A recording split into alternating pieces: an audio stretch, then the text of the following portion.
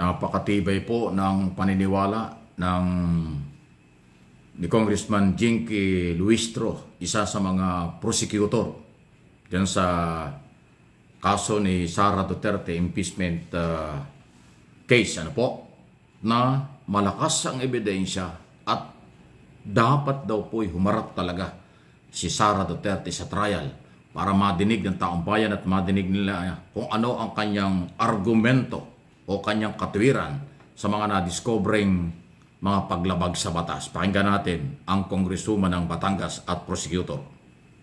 As a matter of fact, she did not present her evidence. So we look forward na this time around ay maglalatag ang ating Vice Presidente ng kanyang depensa, ng kanyang ebidensya against the 7 articles of impeachment which are incorporated in the impeachment complaint. Kami po ay interesadong malaman kung anong explanation at ano ang ebidensya ng ating Vice Presidente behind her plea, kung anong mang i-enter niyang plea, or I suppose not guilty. Sa 7 articles of impeachment, kahit isa lang siyang ma-convict, pwede na siyang ma-oust, hindi ba? That is true, Ma'am Ami. And I have to admit that among the 7 articles, what we believe are really very solid are the first 3.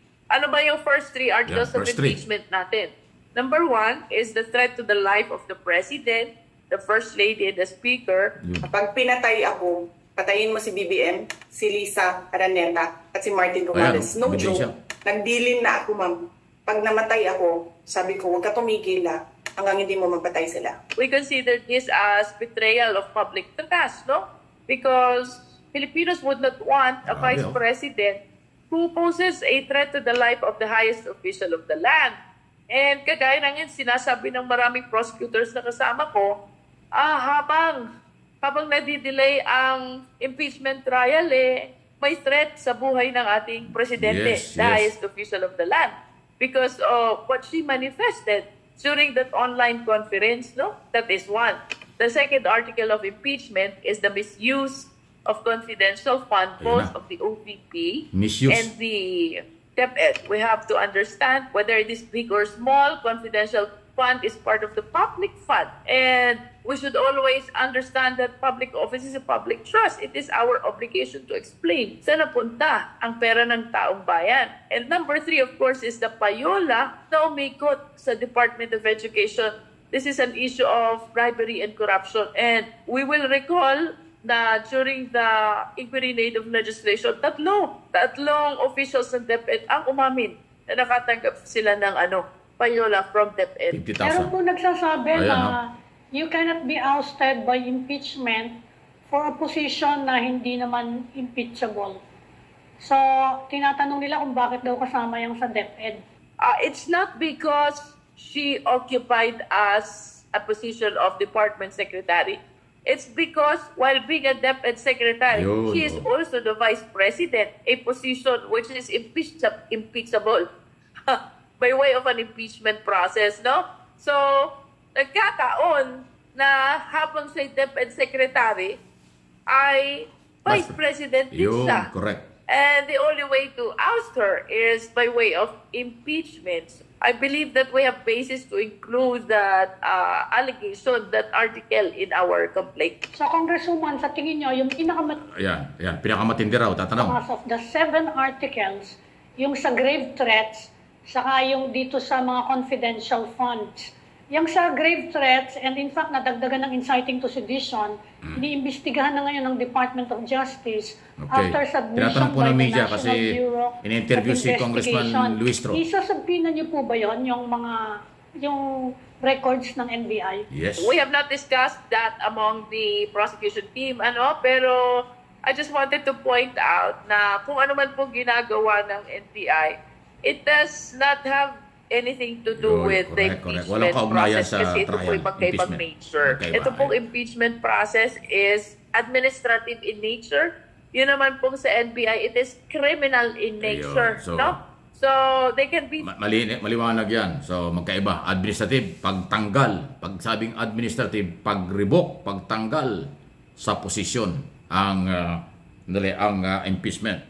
Yun namang sa DOJ, patungong korte, is a criminal issue. Ayan, no?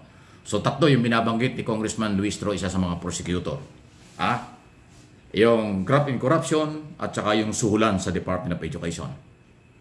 Tatlo nga yung umamin dyan na nakakatanggap ng 50,000 each sa loob ng 9 months. At yung grave threat, yung pananakot, pagbabanta sa buhay ng Pangulo. Yung tatlo lang yun. At malinaw, tinanong din sa interview sa kanya ng media, isa lang ang mapatunayan.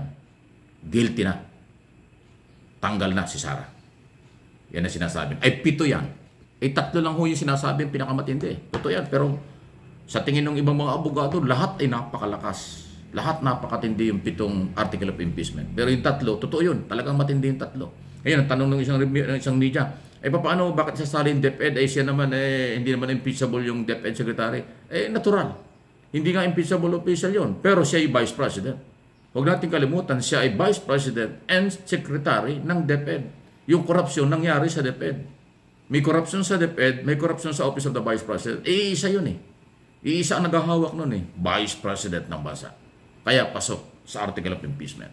Ayun po. Matindi.